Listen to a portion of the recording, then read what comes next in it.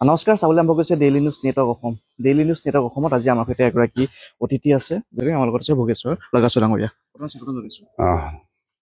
কেনেকুৱা চলিছে যিহেতু সন্মুখত বিধানসভা নিৰ্বাচন আহি আছে, আপুনি প্ৰাৰ্থিত্ব বিচাৰিছে বুলি আমি জানিব পাৰিছো, গতিকে প্ৰাৰ্থিত্ব যিটো দৌৰ বৰ্তমানত কেনেদৰে চলি আছে?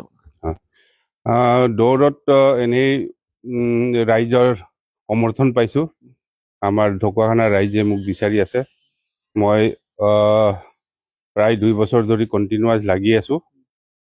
আগৰ পৰাই আছোঁ কণ্টিনিউৱাছ, মানে হেৰিটো কেম্পেইনিং অৰ্গেনাইজেশ্যন যিটো আমাৰ সাংগঠনিক দিশটো মজবুত কৰিবৰ কাৰণে আমাৰ বুটে বুটে গৈ আছোঁ। এতিয়া আমাৰ প্ৰতিটো বুথত BLA গঠন কৰা হৈছে।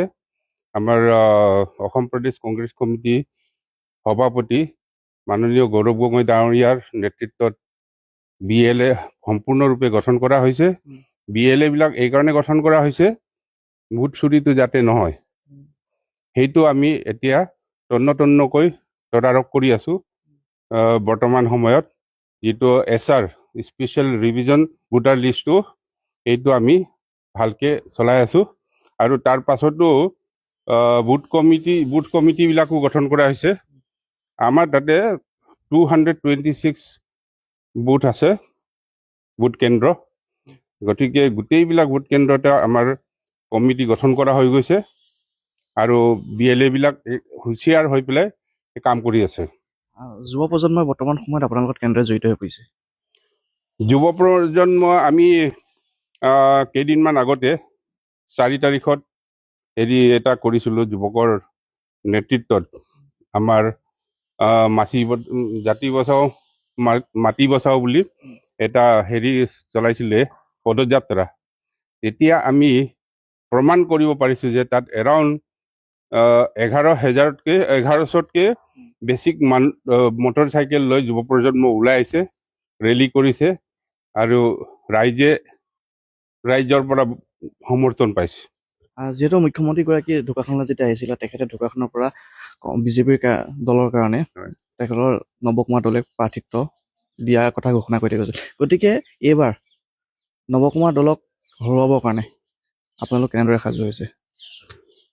ৰাইজে মানে বহুত অসন্তুষ্টি পাইছে। মানে এই মহিলাসকলক মাতিছে, 10,000 টকাকৈ বিলাইছে, চেক দিছে, চেক ডিষ্ট্ৰিবিউট কৰিছে। সেই হেৰিটোতে ৰাতিপুৱা আমি দেখিছিলোঁ 6টা বজাৰ পৰা ওলাই গৈছে মিটিঙলৈ বুলি, গধূলি 3টা বজালৈকে তাত ৰ'ব লগা হৈছে। বহুত মহিলা বেহুজো হৈ গৈছে, কিছুমান মৰা বুলিও শুনিছোঁ, কিন্তু সেইবিলাক নিউজত পাব্লিছ কৰা নাই। সেইবিলাকত মানুহে বিতুষ্ট হৈছে। মহিলাবিলাকেও মানে আমাৰ লগতে এতিয়া আমাকে ছাপোৰ্ট কৰি আছে, তেনেকুৱা হেৰি দেখা পাইছোঁ আমি। এইবাৰ ঢকুৱাখানা সমষ্টিত কংগ্ৰেছৰ জয় নিশ্চিত? কংগ্ৰেছৰ জয় নিশ্চিত, কাৰণ নৱদলে আৰু মোৰ সমষ্টি, মোৰ যিটো পঞ্চায়ত সীমাতে আছে, মোৰ পূব ঢকুৱাখানা পঞ্চায়ত আৰু তেখেতৰ মানমৰা পঞ্চায়ত একে জেগাৰে হ'ল। গতিকে মেক্সিমাম হেৰিবিলাক ভোটাৰ্ছ, আমাৰ যিটো ৰিলেটিভছৰ ভোটাৰ্ছো নৱদলৈকে দি আছিলে আগতে, তাতে পাৰ্টি হিচাপত নহয় আৰু নৱদলৈকে দি আছিলে। কিন্তু এতিয়া দেখা পাইছোঁ নৱদলৰ বিৰুদ্ধে বহুত মানুহ ওলাই আহিছে, পুৰুষ মহিলা দুইটাই।